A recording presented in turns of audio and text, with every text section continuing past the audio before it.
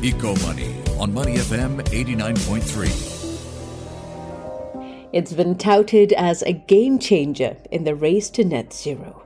Carbon capture, utilization and storage, or CCUS, is the process of capturing carbon dioxide emissions and either using them to make things such as building materials or permanently storing them thousands of feet below the ground. It's therefore seen as a way of reducing carbon emissions from industrial processes.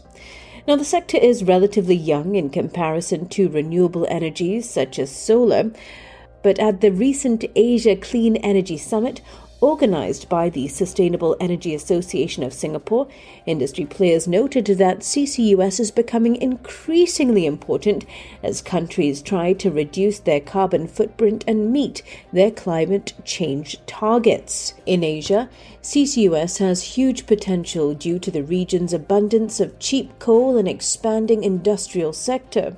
Some governments in Asia, such as China, Japan, and South Korea, have set ambitious targets for CCUS implementation.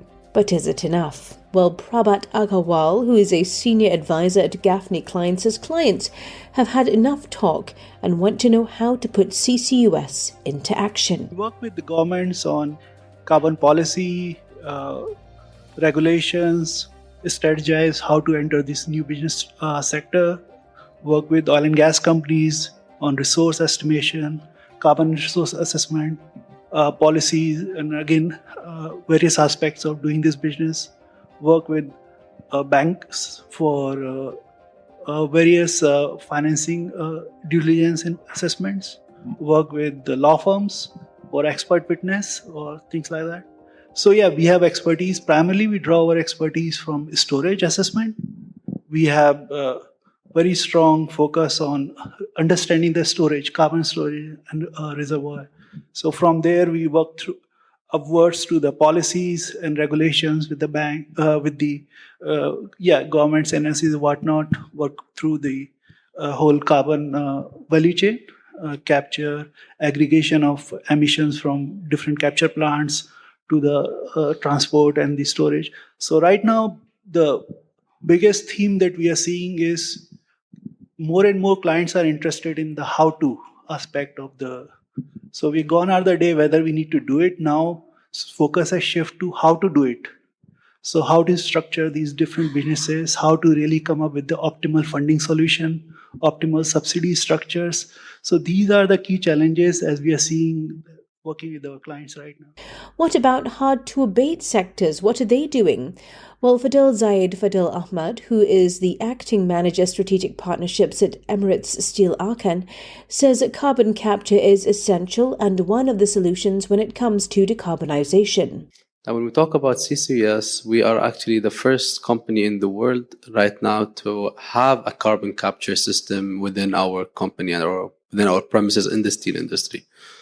We actually have a capacity of 800,000 tons of CO2 capturing, which we use this carbon to give to a joint company which we worked with called ADNOC, which is an oil and gas company, for enhanced oil recovery.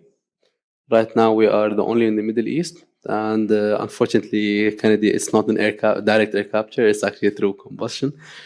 But we thought that carbon capture was essential even before everything have been announced. So it was actually part of our plan. When we were constructing our plant. Our construction started in 2013, and our carbon capture was up in 2015. So it was at the same time during planning of the project. It wasn't just because of all these tax abating and et cetera, our certificates. So we did it because we wanted to do it, not because we were forced to do it. Now, do I think CCUS is the solution to go forward? Yes, it is one of the solutions and not the full solution. Singhi Mahendra, Managing Director and Chief Executive Officer of Dalmia Cement, says capture is critical for carbon neutrality of the sector. Dalmia Cement of India, it's the fourth largest cement company, having 44 million ton capacity, with a business philosophy of clean and green is profitable and sustainable. With this philosophy, the company is having one of the highest profitability in India in cement sector, and at the same time, it has the lowest carbon footprints in global cement world. Company has been able to provide leadership to its own people as well as global cement sector by committing for becoming net zero carbon cement and carbon negative by 2040.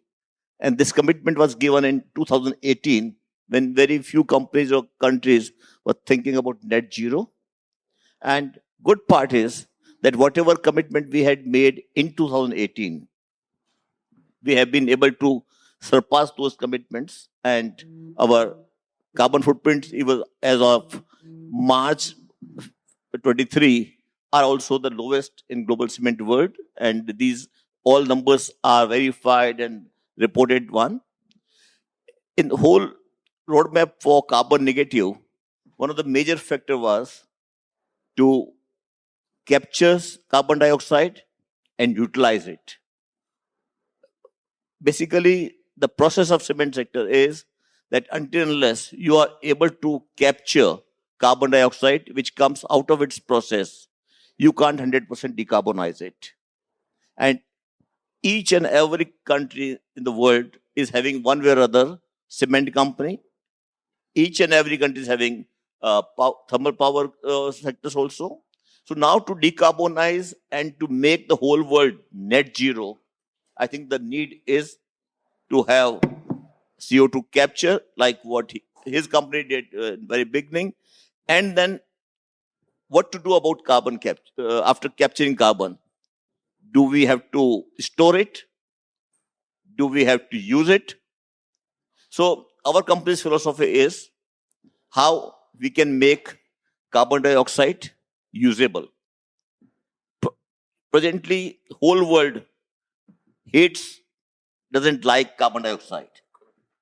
But as per us, after 5 years, after 7 years, everybody would love carbon dioxide. Reason being is that this carbon dioxide ultimately can be converted into fuel, synthetic fuel. It can be converted in many, many type of material which can promote circular economy, which can promote resource efficiency. And whatever cannot be used because of any right or wrong reason, then that has to be sequestrated, that has to be put inside for a geological purpose.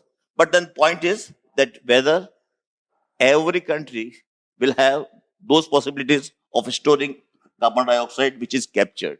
But CCUS isn't without its controversies. According to an article recently published in the Financial Times, a company backed by BlackRock has abandoned plans to build a 1,300-mile pipeline across the US Midwest to collect and store carbon emissions from the corn ethanol industry following opposition from landowners and some environmental campaigners. So if policy and pipelines pose a challenge, could direct air capture be the solution? Well, Paul Kennedy is the VP of International Business Development at Carbon Engineering, and he says that direct air capture minimizes cost and regulatory hurdles when it comes to CCUS. So I think there's a huge focus. If you look at the U.S. Department of Energy DAC Hubs program, there's a huge focus on environmental justice and community engagement. And our partners have been incredibly connected to that process, and it's been a really important part of building the projects that our team is building right now.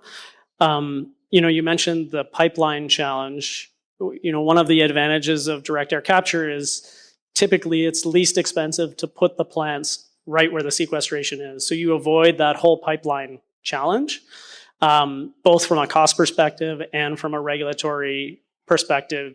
Doing long linear infrastructure anywhere in the world is very hard. And so for us, we tend to put our plants and their design to be basically right on top of the storage to minimize the cost and the regulatory hurdles.